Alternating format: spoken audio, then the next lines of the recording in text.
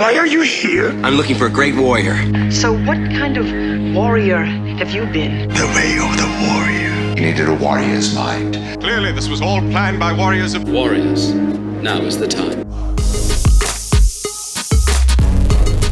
I'm Michael. And I'm Shannon. And you're listening to the Warrior Impact Podcast.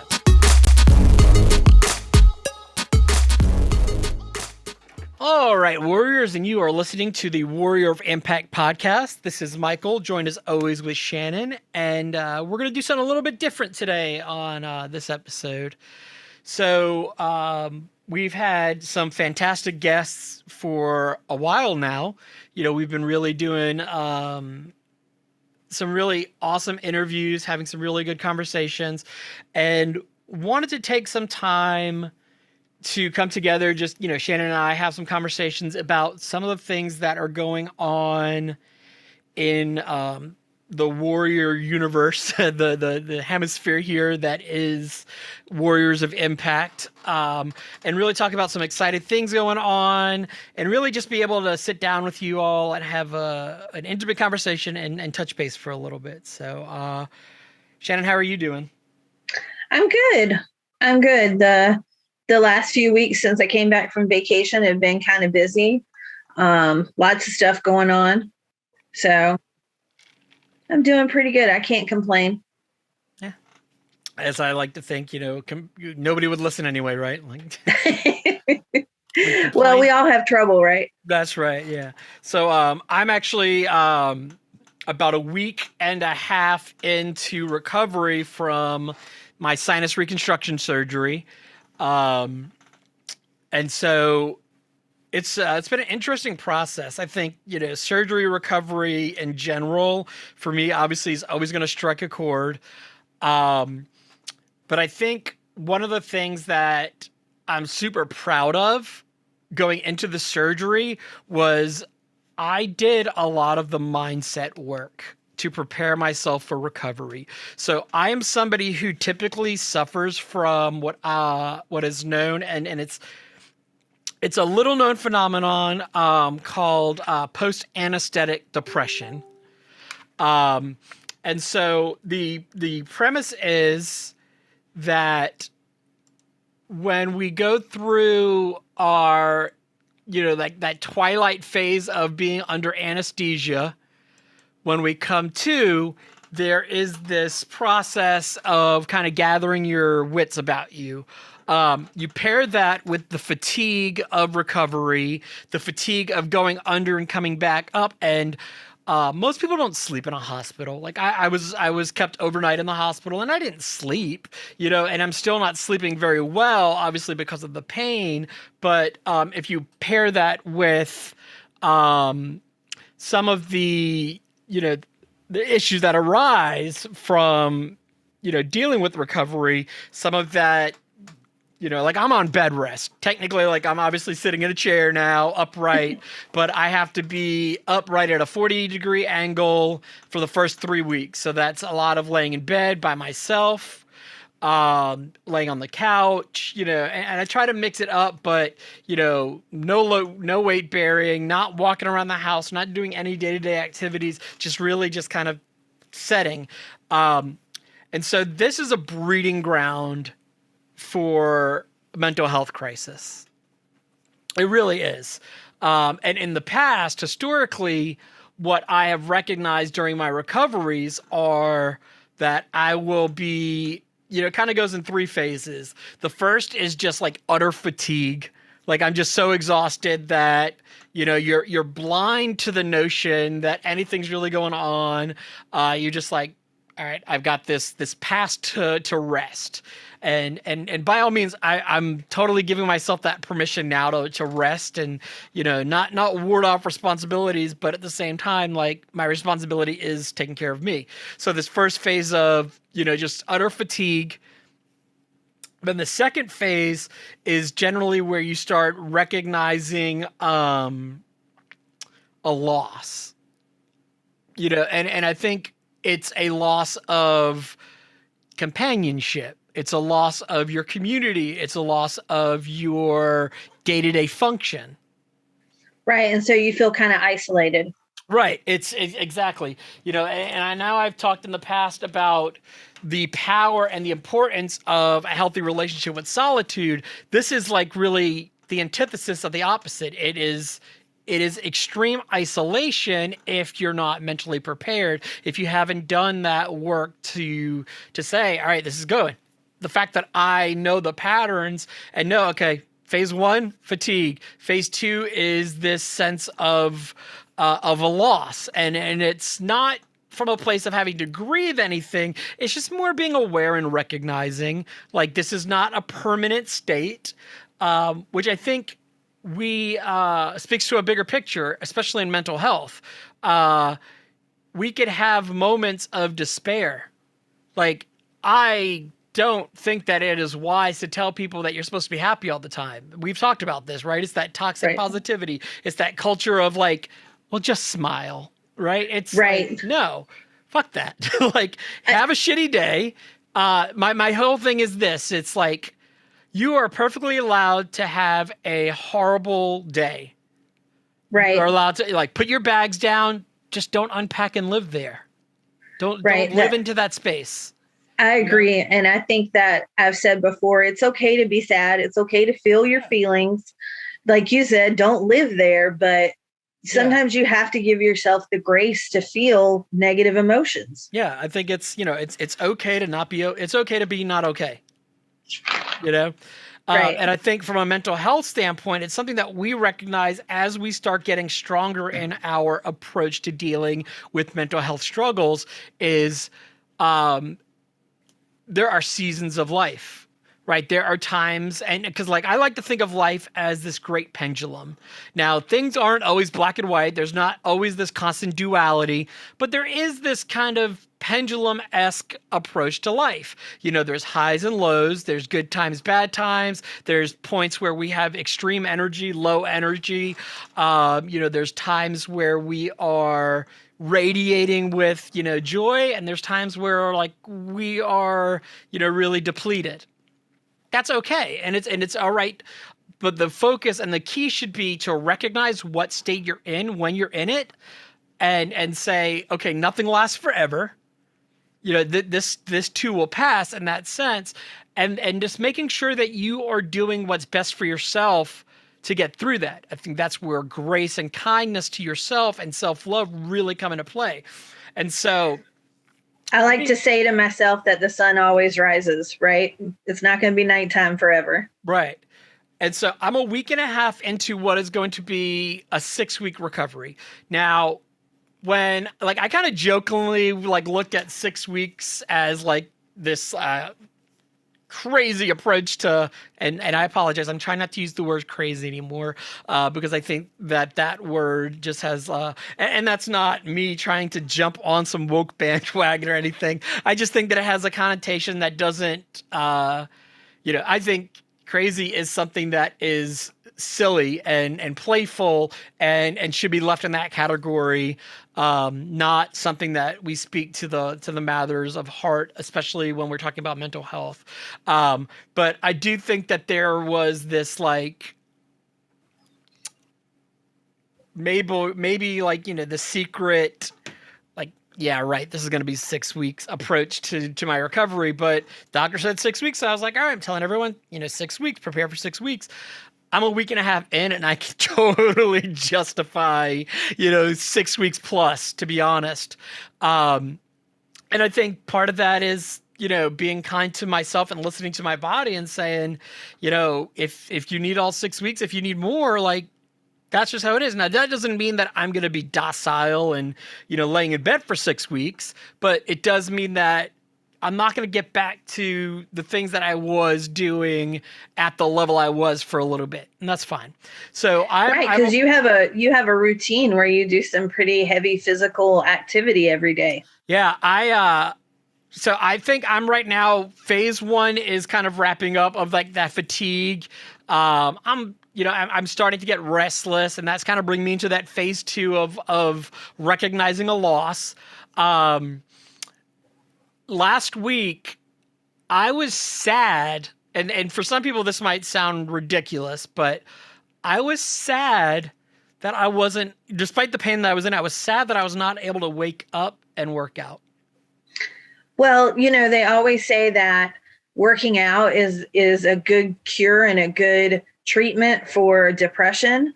And I think that has a huge impact on people who exercise on a regular basis. Yeah. When they can't do that, you're missing that aspect of, helping yourself and helping your mental state. Yeah, I agree. I think that when you build that routine too, and it is something that does benefit my life, my body, my mind. It was just this this loss, right? And I think that's exactly what the second phase is recognizing, the changes. And maybe that's a better way of putting it too, because I don't believe that things are ever taken from us. I don't think it's I took it. This took my ability to do that. It took, it's not an exchange. We look at it as, give and take, something stole something or anything like that. It's like somebody stole my money. It's, no, you paid the money. You just maybe feel like you just were, mistreated or not respected or not, taken care of in the way. And that's the same thing. It's not that you've lost, the ability to do something. It is that you have now replaced your ability to do what you were able to do with something different, and you don't know what that different is. And so we naturally go to a void, not a void, we go to the void, meaning there's an empty space there. And I think that breeds isolation, that breeds the grief, that breeds that place of despair. And the worst place and the worst case scenario where you get to is hopelessness. And I want to talk about that really quickly, because I think hopelessness is the worst off that anybody could ever be. I truly believe that. In some of the studying that I've done, I've obviously done some workshops and some minimal training on, mental health and counseling and things like that, but also just through the people that I've talked to, the books that I've read, the conclusion that I've come up with is that hopelessness really is that void of pursuing anything, right? It's a stagnation when it's the idea that if you're not growing, you're dying. If you're, in business, if you're not growing your business is dying. If you're not moving forward, or, there's no standing still in life, right? You're either regressing or you're growing. And hopelessness, is a level of despair that doesn't allow you the possibility for anything but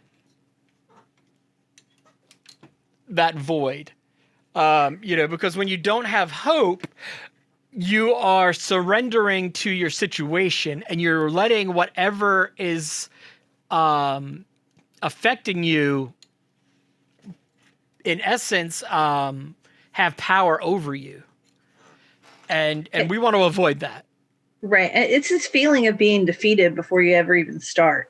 Right. Exactly. That there's just no point. And I've been there. You probably have too. I've been there more than once. So I'm very familiar with that feeling. Yeah. And I think that the notion of, hope and hopelessness is that when your reserve is empty, it's really hard, because I hate false manufactured hope. It's just it's almost more dangerous than anything. It's also my issue with it kind of goes in hands with that falsified positivity, toxic positivity. It's that whole notion of, just manifest it into reality. There's a lot of people that get hurt by the notion that you could just make something happen if you believe strong enough, because when it doesn't happen, what does that say to them? Well, I wasn't worthy enough. I wasn't, I didn't do it right. I didn't try hard enough. I didn't, and so it makes them a victim of a situation that they're already being victimized in most of the time. Think about it, relationships, manifest your best partner, or manifest your way to six figures. The people that are approaching that are the people who are desperate. They're grasping for straws. Manifestation is a very powerful tool, but it should be something used in conjunction. Manifesting is one of the complements to one law of the universe. And we're talking about, obviously, the law of attraction. But there are so many different laws of the universe that we neglect because they don't fit into the mold, because they also require the work. They require us to expand our mind, and they require us to really come from a place of a constant healing. And most of us don't want to admit that we are in constant healing all the time. I think the thing about manifestation, and you said it just a second ago, and that is that I believe manifestation is a very powerful tool, mindset, manifestation, but you still have to do the work. Absolutely. You can't just say I'm gonna manifest XYZ and just sit there and wait for it to happen. The universe doesn't work that way. You still have to put the work in. Yeah, no, I completely agree. And I think that that's where a lot of people and look, I have manifested, I'm a manifesting machine, but I know that for me, that is because I have a direct line to the universe. I have done the work to be able to clear the blocks. And really what I mean by clearing the blocks, it's me. And I think that is very, very important that we recognize that, especially from a place of mental health, because that block often shows up as the voice in your head telling you the story that's full of shit. Right. I've talked about the lies that we tell ourselves, the lies that fill us up with doubt, the lies that fill us up with a false sense of reality, the lies that, falsely tell us that we're not good enough, that we'll never be good enough, what we do and don't deserve. Clearing that stuff out is what gets the manifestation done. But that process there is the reward. The manifestation is the byproduct. And so going through this phase of, second phase of that isolation, it's very valuable to have the ability to say, and maybe it's situational awareness is probably the best tool, I think, of saying, this is my situation now. It's not always going to be this way. And then the third phase is what I like to think of as the phase of transition. And that really is what I guess we would equate to as defining the new normal. And when you are in a place of mental health crisis, you can really do some long-term destruction to your life in that phase, because you're falsely telling yourself one thing because you didn't recognize, that situational awareness. You're stuck in isolation. You made it through the fatigue, you stuck in isolation. And so you transitioned to telling yourself that, well, this is life now. And I've been there. I've had surgeries that I was supposed to recover for. And obviously, when I talk about my surgeries, we're talking open heart surgeries. We're talking major medical surgeries. So it's not like a knee surgery or even the surgery. The surgery that I have now, it was a major surgery. Don't get me wrong, but it's not on the same level as open heart, But that still says I still treat it like there's a recovery process, right? I've had recovery last for 6, 7, 8 months for heart surgery that could have lasted shorter. I've had recovery last shorter, that should have went longer. It's all about the approach, and I think it's the work done beforehand. And it's letting that wound heal. And so that wound doesn't always have to be a physical wound. It could be a mental wound. Yeah, exactly. Yeah, and I think that's important. Like it's making sure that you recognize, and like both. You got to heal both of them. And if you find yourself in that second phase, that isolation phase, just know that you can always ask for help. It helps to talk to someone. And when you're letting that mental wound heal, you need the type of recovery that you also need from a physical surgery or a physical wound. I completely agree. One of my favorite, and I wanted to make sure that I looked it up right. So I don't try to get super biblical or scriptural, like rarely ever, like, in fact, we've talked, like, I'm spiritual, I'm not religious. I recognize the Bible for what it is, as a tool and an instrument of faith. And it is, I put, stock into it. And like, I certainly respect it for what it is. But there's also other things that I, find to be really good sources of faith and as well. But I think the beauty of scripture is there is almost this, this blueprint outline aspect to it that, whether you believe it's subject to interpretation or not, it's great cause of conversation, And so there's certain like verses that I've always enjoyed. And one of them is James 2, 17. Thus also by faith itself, if it does not have work, it's dead. I'm just like, as I got into becoming an entrepreneur and going through my faith journey, I recognize that it's, if you build it, they will come is not a real thing. Can we just establish that? I think that there's a little bit of truth to it, that you have to build it, but you can't just if you build it, they will come with the work. But you got to invite them with the work that you do to get them there. Right. Yeah. It's not just, build it and sit back. It's not like, okay, I filed my LLC. It's like, I tell my friends all the time, like, so I've, I go through these phases of being active in dating and not. And so my friends are like, how do you have time, like, to like date all these things? And it's like, well, it's intent, right? If you sit at home all the time and you wait for your like dream person to walk through the door, that's like, you call 911, like if somebody, but again, you got to do the work. Exactly. It's like any point of your life where you want to see results, you got to do the work. Right. And so this phase of, this third phase is transition. And I oftentimes find that transition best works when we have something to look forward to.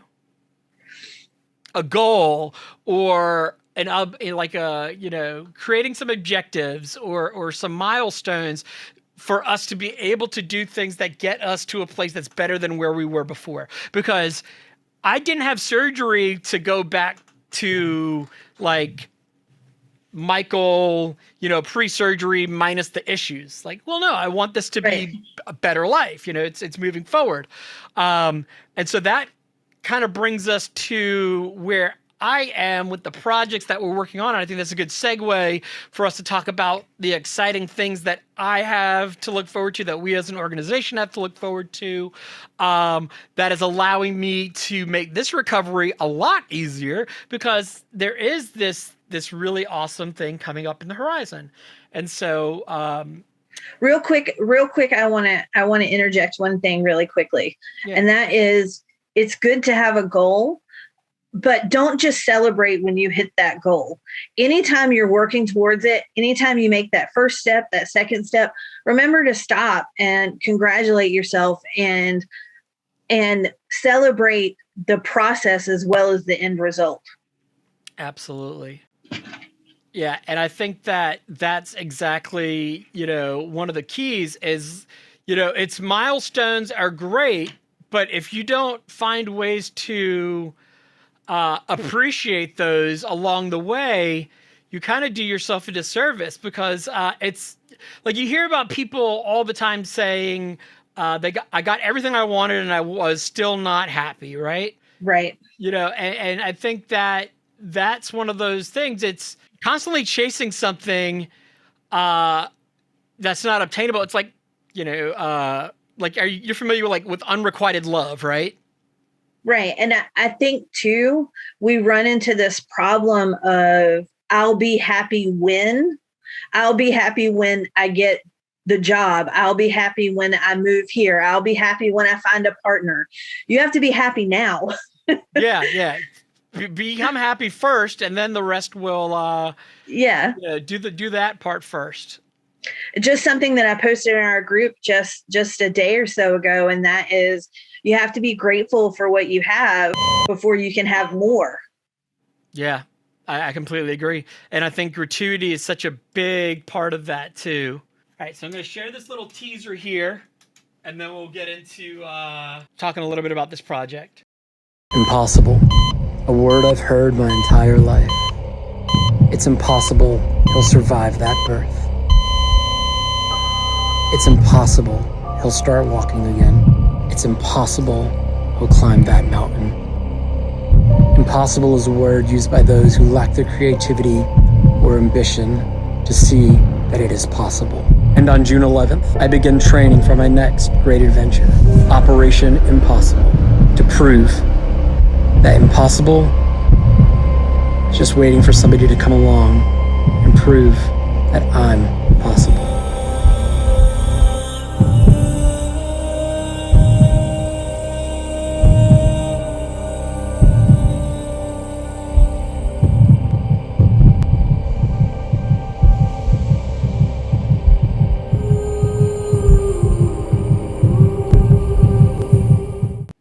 All right.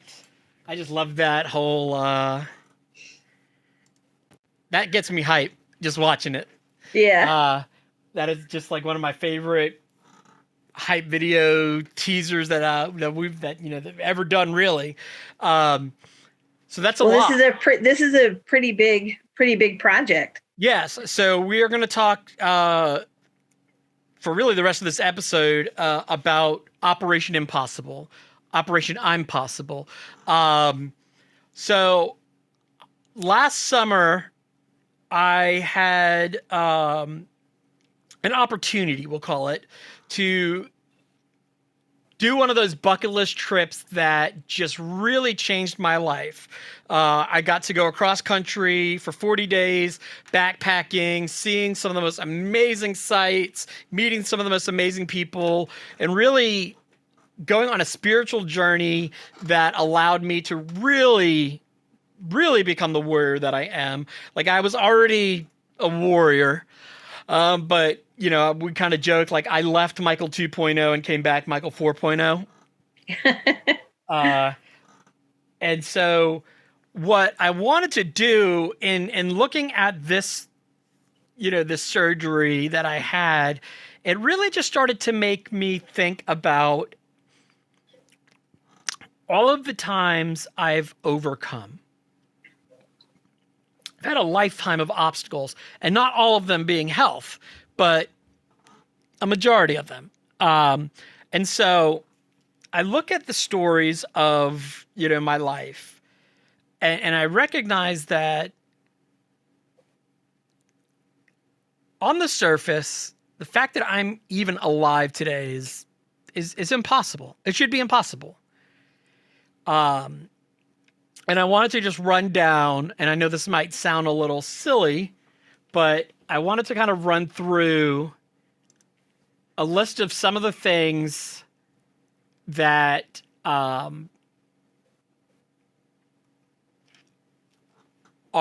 impossible, that are yet completely true and possible with me being here alive and talking to you all today. And so if you've listened to our previous podcast episodes, a lot of this is going to be stuff that you've, heard before. But when I was, when my parents were 7 months pregnant, the doctor said that there was, there was no chance I would survive the birth. It was impossible. They offered my parents to have a medical abortion so that, they could just move on. My parents gave me the chance to live, and 1 in a million were the odds, but 1 in a million was I was the 1 in a million that survived the birth. I've shared the cover of, you know, the magazines, the newspaper clippings, but they said it was impossible, and that moment right there, possible. They said that it was going to be impossible that I would live without some sort of mental retardation or some sort of mental handicap because of the lack of oxygen, the issues at birth. And yet here I am, fully sound. You know, my IQ is, above average. I'm of above average. I like to think intellect. I can communicate, walk, talk, function. 7 years old, I passed away. For over 5 minutes, again, oxygen leaving the brain. And they said that there would be long-term neurological effects. I would, most likely suffer, brain damage. Again, no. We made that impossible possible, that I'd survived. I have, in fact, outlived something like 5 or 6 life expectancies. As far as when I'm supposed to live. The valve that is in my body right now is supposed to be replaced every 10 years. And October will be 20 years since I had it put in. Medical anomaly. These don't last this long. I was paralyzed at 19. They didn't know that I would ever walk again, but I had to learn how to breathe again. I had to learn how to walk. I had to learn how to talk again.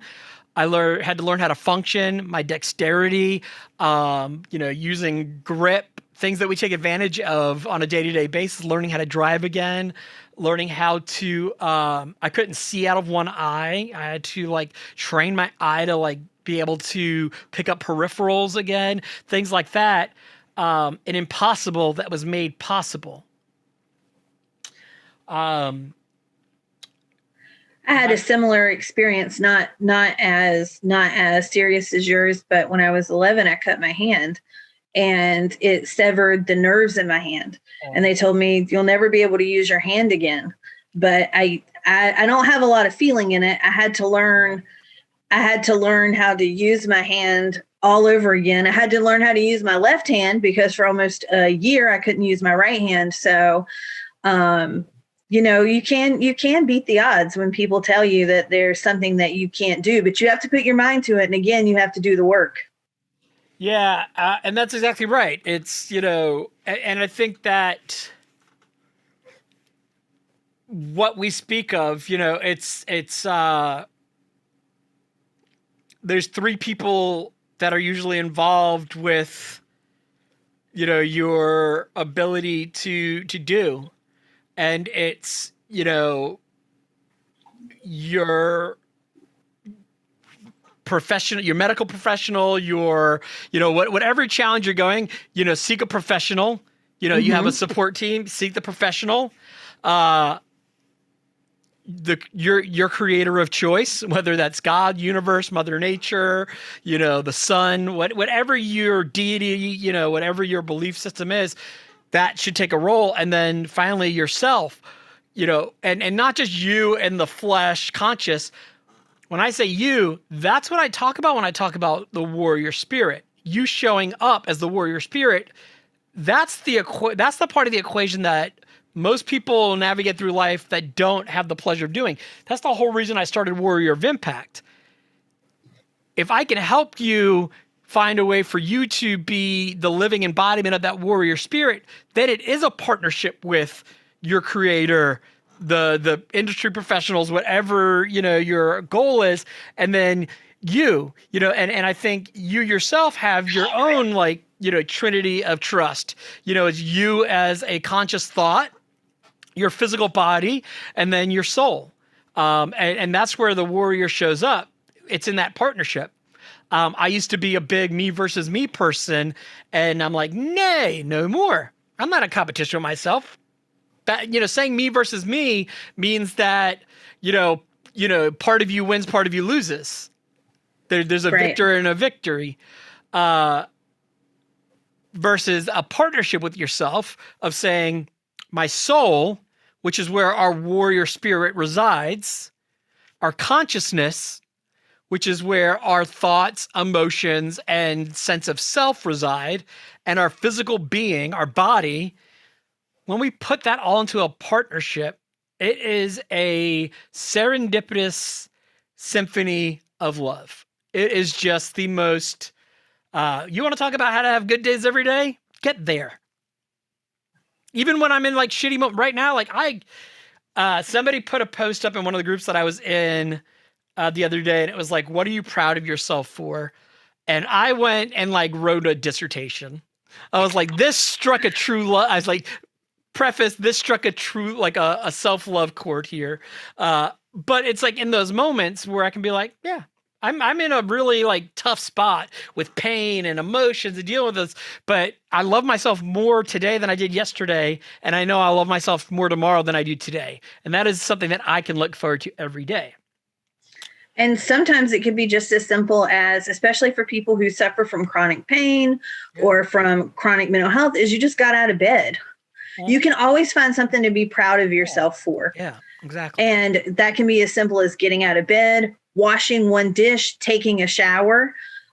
We forget sometimes that just the littlest thing that we can be proud of ourselves for. Yeah. And so when we bring that into the realm of possible, of what's impossible and possible, I've coined this term now, and this is actually the battle cry and the anthem for Operation I'm Possible. And I want everybody to, I'm going to say it, and whether you're in your car right now, whether you're at work, wherever you are, I'm going to say this, and I want you to repeat it back because I think there's so much power in these words. I am the difference between impossible and possible. Repeat that and say it daily, because when we remind ourselves of that, I think we all too often create limits in places where they don't need to live. Impossible is a word created by people who lack the ambition or creativity to see something as possible, period. And if we already know now that I'm the difference between possible and impossible, then go out there and create the reality that you want to be possible, period. And again, remember, it's not just saying it. You have to do the work to make it happen. Absolutely. And so I say all of this to say, I have a life where I have put on display and really know to my core that when I say I'm the difference between possible and impossible, it is like true as the word of God. That is true. And so I wanted to, continue my, one of my big things that I'm proud of as a coach is that I walk the walk. If I say something to somebody, when I talk about these 7 elements, I always refer back to the stories of my life or what I'm going through with a journey, and I put it on display. And so I don't know, and I've been trying to figure out how to like officially prove this. I've been told by some doctors that I'm the oldest living person with my disease. Medical record wise, from what we can find, they've done studies in New England Journal of Medicine. I don't know. I've done some other studies, some other places. If you're somebody who knows research really well and understands like medical archiving, please get in touch with me. I would love to be able to put a distinction to that and be able to figure out if there's a way to actually validate that for my own interest. But also I think that there's just a really cool, interesting perspective to be able to track, not only genealogy of disease, but just like the entire, hierarchy of how it affects society as technology advances and all those things. But I'm just going to go down a nerd rabbit hole, so I'll be quiet. But I felt like it's really important for me. And somebody asked me, what do you want to be known for? That's a loaded statement. That's a big question. I like big questions, because they make me think, and I like to think. So I if I know my purpose is to serve, and I know how I serve is by delivering impact, then we're talking about legacy. Really, what do you want to be known for? And I said, I want to be a person that proved to other people that the impossible is possible. I've already done it just by being alive, just by making it through the journeys that I've been able to go through. And so I said, self, what if we stack the odds against yourself and for the first time ever, intentionally, meaning like create an impossible task that you then have to get out of? Wouldn't that be fun? And I said, self, you're right. Yes, let's do it. And so that's where Operation I'm Possible came about. And so the goal is for 1 year, I'm going to train to take on one impossible challenge paired with one impossible goal. So the impossible challenge is that I am going to train for the next year to break and set the new world record for completion of the Appalachian Trail. As somebody who's an outdoor lover, as a hiker, walking, hiking, running the Appalachian Trail has always been a dream. It's a bucket list goal item. And it's a dream come true kind of thing to be able to approach it. And so I thought it'd be really awesome to do it from a perspective of everybody knows the Appalachian Trail, especially in the outdoor community. What if this kid who is never supposed to be alive, what if this kid who is never supposed to be able to walk again, what if this kid who has all of these things stacked against him goes from only ever doing a 5K run to a year later breaking the speed record for one of the 3 longest trails in the United States or North America? That'd be impossible, right? What's the current time? So the current goal, the current record is 41 days, 7 hours, and 39 minutes. My goal is, by the way, and that was set in 2018 by a then 28-year-old. My goal is to start training this June 11th, train for a year, and then set out next June 11th, 2023, and finish up July 21st, 2023, 40 days later on my 40th birthday. Nice. And so you can do it. Oh, I will do it. Absolutely, we'll do it. And so to me, that is something that's visual, that is, whether you like outdoors, running, or anything like that, you can recognize the feat, right? There's a physical feat. There is a mental feat that needs to be accomplished for that. It's impossible for most people to fathom. But let's shift that and let's show people why it's possible. And so over the next year, I'll be training, documenting that training. We'll be doing a lot more than 5Ks. I've got some half marathons, ultra marathons, all lined up to build my way up there to doing that, setting the record. And I just think that is a really great opportunity to instill hope, to instill an inspiration, because my goal from this is, if I can inspire you to take a look at your life and maybe say, hey, what are the things that I'm saying are impossible? I'm not saying that everybody needs to go and change their life and dedicate and disrupt their day-to-day to go set a world record, but taking a look at your life and maybe looking at the things that you said were impossible in your life. Oh, it's impossible that I'll ever be back in shape. Oh, it's impossible that I'll ever start that business. Oh, it's impossible that I'll ever be financially well off. It's impossible that I'll ever find somebody who's right for me. And let's together, collectively, prove otherwise. Like that almost brings me to tears because of the power that's behind that collectively. That's why I started Warrior of Impact. We are a tribe of badass fucking warriors who are ready to live our lives in a way like we define. Like it's on our terms. And when you say what isn't possible that you're going to work towards making possible, it's not a jump. Mike isn't going from today. He has a lot of goals along the way. Yeah, and so absolutely. again, They're you milestone. have, That's why I'm giving myself a full year. It's not like it'd be silly to be, like I'm still being realistic around the possibility. But I'm setting myself up by doing the work, doing the research, and saying, okay, what's realistic, and maybe not even the realistic because it's still challenge.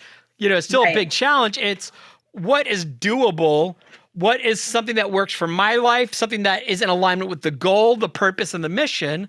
And I think that all makes sense. And so that would be an awesome project in and of itself. But I felt like there was something else that we needed to do. It's, turning up that front right burner on the stove, everybody's favorite. And so what we've done is I've actually partnered with the Make-A-Wish Foundation because I'm a former Make-A-Wish kid. Here's another layer to the story here. I was a Make-A-Wish kid at 8 years old. I've talked about Make-A-Wish on this podcast before, and as an organization, how much I think that they really do for children. It's not about sending a kid to Disney for the day. It's not about, sending a kid on a shopping spree or letting a kid meet their favorite celebrity. It's about letting that child be a child for a moment, a day, a part of their life. And I think that's so important because in a lot of ways, what Make-A-Wish does is it allows the impossible to become possible in those children's lives for one wish at a time. And so as a former Make-A-Wish kid, I wanted to make this a full circle moment for me to be able to partner with Make-A-Wish. And so we will be partnering with them over the next year and using this project to raise awareness as well as fundraise for Make-A-Wish. And our goal is to raise $1 million in the next year. So by the time I hit the finish line on July 21st, 2023, raise $1 million for Make-A-Wish so that more children can experience the joy of their impossibles becoming possible one wish at a time. That's it. That's amazing. And so we've kind of started some of the back end stuff, the process. There's certainly information at warriorofimpact.com. There's a tab on there that says, Operation I'm Possible. You can click there, sign up. We'll have information coming out, and we'll have newsletter information. There's certainly going to be ways to get involved. We'll have volunteer opportunities. We do have a need for people on our, I created a board of advisors because I realized this is a much bigger project than I should be undertaking on my own to undertake and do justice to the mission as well as, the partnership with Make-A-Wish and making sure that we're doing justice by inspiring the right message and doing it right. I need to focus on the training and that. So if you have a certain skill set, if you have a certain set of skills, I will find you.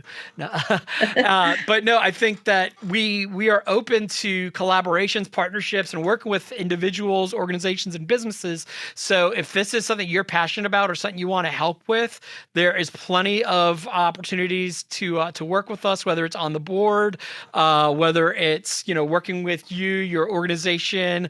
We're going to be starting to take in-kind donations for marketing, promotion, and growth of this project. And then shortly we'll be opening the doors for people to actually start donating to the fundraiser itself so we can start the fundraising and making money for Make-A-Wish. And if you just want to keep up to date with what everything is going, come join us on Facebook at Warrior of Impact, where Mike and I will be continuing to talk about this project. Yep. And so we're going to be doing this is going to pretty much take over our social media. It's going to be very, obviously all of the stuff that we're doing is still very much in alignment with the coaching work. So it makes sense. So follow us on Instagram if you're not already at Warrior of Impact. Follow us on Facebook, as you said, at Warrior of Impact, and then join our Facebook group. The Facebook group is probably the most intimate way to track and be involved with this process, because that's where I stay most of the time. I'm on there daily conversations. It's a great way to have one-on-one conversations about this and everything with the Warrior of Impact mission, goals, and growth. We have a supportive community of over 800 members. And that's just a really cool place to be, to partake in all of this. I'm actually going to be opening up some slots, and I decided about this. I'm taking on a couple of more one-on-one coaching clients that want to really grow in their lives and process wherever they are in transition phases. And I think it'd be a really cool opportunity to work with me now as I go into this, because these people are going to be people that get all the value and benefit. While I'm training, they're going to get all the stuff that I'm learning along the way, all the resources that I have, they're going to get. So I'm going to limit that to 10 one-on-one coaching clients through this process, because I want to make sure that I give myself the space that I need and the grace that I need to grow, and the boundaries that I need. But I am exclusively opening this process up to 10 one-on-one coaching clients that want to spend the next year with me, working on maybe an impossible goal that you have that we can work together on and see that come to fruition, because I think that there is a lot of power in doing it together and using the coaching system that I've already created in conjunction with this process. I think would just be a really good opportunity for anybody that is looking for maybe that big, bold change in their lives. And if that's something you're interested in, please, contact me. Go to warriorofimpact.com, and there's a contact us page. Reach out to me. We are also in a bit of a transition for our business owners. If you are a business owner who is looking to grow your brand, grow your messaging, your image, we have reconstructed our visibility boot camp to now be our warrior brand, I guess, like our warrior branding boot camp, and that is a private group. It has a 12 module training that helps you learn how to be more visible, more heard, and more valued, so you can be seen, be heard, and valued as a brand, business owner, and individual. But it is perfect for small business owners, entrepreneurs, brands that are looking to take their message to that next level. We are also opening the doors to our boot camp again. That is a one-time purchase, and you have access for life. It is a private group that you get access to, that you get to speak your piece. You get a group of other individual business owners to use as a sounding board. So everything from talking about different content ideas, getting feedback, to getting true insight on, masterminding your approach to how you send out, your messaging to your clients. So that's a really cool opportunity. That is something that Shannon is going to be taking the lead on going forward, especially over the next year. I'll still be involved with that as we go. And of course, we have our module training that we are both very visible in. And so those are two ways that you can get involved and start working with us as a client. Obviously, we would love to have everybody join our free Facebook group, as said. And then, of course, get involved with the Operation Impossible movement here. I think that it's something that we can all use in our life as a my as a way to keep going. And I certainly know selfishly that I'll need the encouragement. My goal, and I have some bold goals, is, I want, like right now we have about 30,000 followers on social media. I want an audience of 100,000 people screaming out, "I'm the difference between impossible and possible." That is my goal. 100,000 people collectively across all of our platforms that are just, "I'm the difference between impossible and possible." I want to hear it from a third party, like, "Hey, did you know I'm the difference between possible, like it's like having your song sung to you kind of thing. It's we want to hear your story too. Yeah, absolutely. So make sure that you get in touch with us, reach out to us. If you have any questions about the podcast, if you think you would be a great guest on our podcast, if you know of a good guest on our podcast, reach out to us. You can reach us at our email podcast@warriorofimpact.com. Or again, if you join our Facebook group, you can have access to myself or Mike right through our group. Yeah, send us a message. I live on Messenger. Like, honestly, I feel like Messenger is like more than text or anything. It's like whatever somebody's like, how do I reach? I was like, is it unprofessional to say send me a Facebook message? Well, you know what the nice thing is? We spend so much time on the laptop or the computer working online that you can get your Facebook message on your phone, on your laptop. I do it too. I'm like, the best way to contact me is Facebook Messenger. Although I have bought into like the world of Apple. So it's like I got the iPhone, iWatch, and then my tablet. So like now everything like matches, like all my messages, like texts are there too, but it's still just easy to, have that messenger, but it's the direct approach nonetheless. Reach out to us. We want to hear from you. The podcast is growing. We are on every platform now. We're going to be starting to release our episodes as videos on YouTube. So that's coming. This summer is going to really be a deep dive into like the summer of training for me. So we're going to be documenting a bunch. I've already this is going to be a documentary at some point. This Operation Impossible, it has to be so I'm going to document the whole process, and I've already started. My doctors are all amazing people. I've talked about a lot how I think it's important to develop personal relationships with your doctors and have that, because they're part of your support system. I went last week to get my stents removed from my nose surgery and recorded the whole process. The doctor was very willing. He was like, "Oh yeah." He's like, "They're all in." The anesthesiologist that did my surgery was like, "You're the most inspirational person I've ever met. I need to know all about this project and how I can get involved." And so I'm going to start just bringing my camera with me everywhere. We're going to document everything. So you'll be with me at the 4:30 in the morning workouts. With, at least vicariously, maybe you watch it at 9:00 in the morning, but, it'll all be social media. One of my goals, but I'm very big on, not overcommitting to myself, setting, I want to start doing YouTube again. Because when we were doing YouTube, there was a lot of value in it. The long form content is great, to be able to do that. I'm just trying to be mindful of my capacity.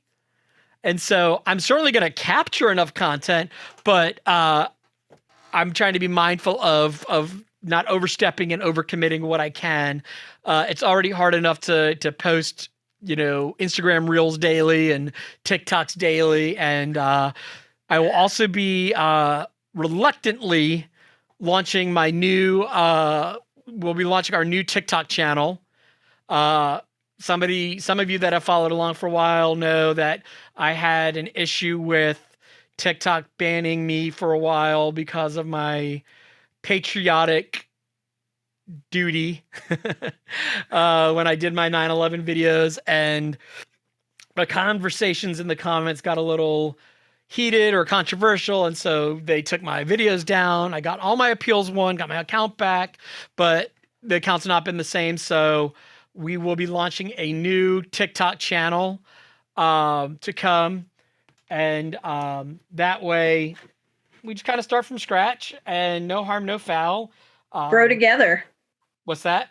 Yeah, I said we can grow together. We'll all grow together. And I do have the name of that one. So that one is, currently we are at Warrior of Impact. So the new TikTok will be at Impact Warrior. Just flipping the script. So we will talk to you all next week with another phenomenal guest. we've got some really awesome guests lined up in the near future. And we will see you all soon. Please reach out. We'd love to hear from you. And make sure that you are leaving us comments about these episodes and reviews. I know we've not really asked in the past, but I think that those reviews are really what allow us to figure out what we're doing right, what you'd like to see change. And then also it helps with, the algorithms on, whether you listen on Apple Podcast or Spotify or Apple Music or wherever you listen to your podcast, rank us, rate us there and everywhere. Take 10 minutes out of your day, go on every single one of them, give us 5 stars and say it's the best podcast ever. We would appreciate it. All right. Well, we will talk with you all next week. And until then, be well, Warriors. Hey, Warriors, it's Michael, and I want to thank you for listening to the Warrior of Impact podcast. Make sure that you subscribe to us on your favorite streaming platforms and leave us a 5-star review. For more information, check out warriorofimpact.com.